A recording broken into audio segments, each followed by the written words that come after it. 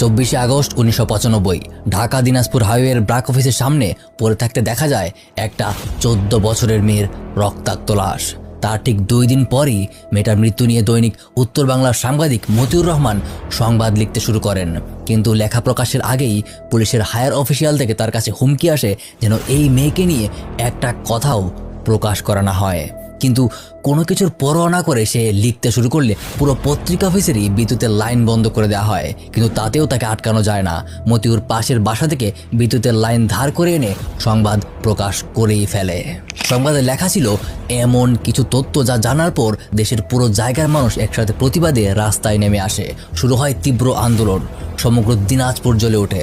মাত্র 24 ঘন্টার মাঝে আন্দোলন এমন পর্যায়ে চলে যায় যে পরিস্থিতি সামাল দিতে সরকারকে দিনাজপুরের সব জায়গায় বিজিবি নামিয়ে কারফিউ পর্যন্ত ঘোষণা করতে হয়। কিন্তু তারপরও কারফিউ উপেক্ষা করে হাজার হাজার মানুষ রাস্তায় নেমে আসে। 24-এর মতো 95-ও পুলিশ আন্দোলনরত মানুষের উপর নির্বিচারে গুলি চালায়।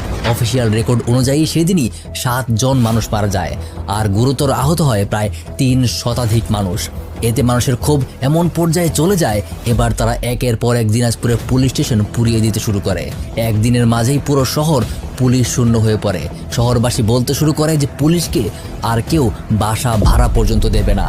সরকার তার সর্বোচ্চ শক্তি প্রয়োগ করেও আন্দোলন থামাতে পারে না। অনেকে বলে এই ঘটনার কারণেই 1996-এর জাতীয় নির্বাচনে বিএনপি হেরে গিয়েছিল। কিন্তু প্রশ্ন আসে, কি হয়েছিল সেই 14 বছরের মেয়ের সাথে, আর কি ছিল মতিউর রহমানের নিউজে, আর সরকার এখানে কাকে বাঁচানোর চেষ্টা করছিল?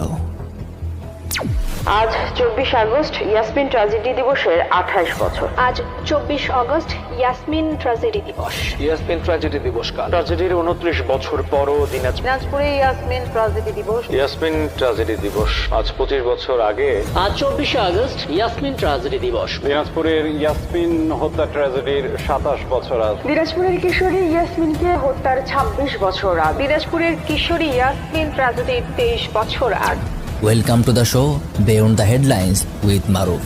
This is the complete story about Yasmin murder case.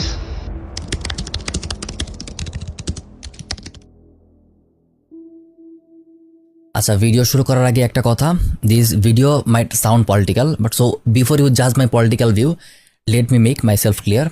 Everything I will be sharing in this video, everything is based on sources. Nothing is my personal opinion. যদি আমি কোনো পার্সোনাল অপিনিয়ন দেই, you will see a opinion hashtag on the upper left corner of the screen. Okay, let's start. রাত প্রায় 3:30।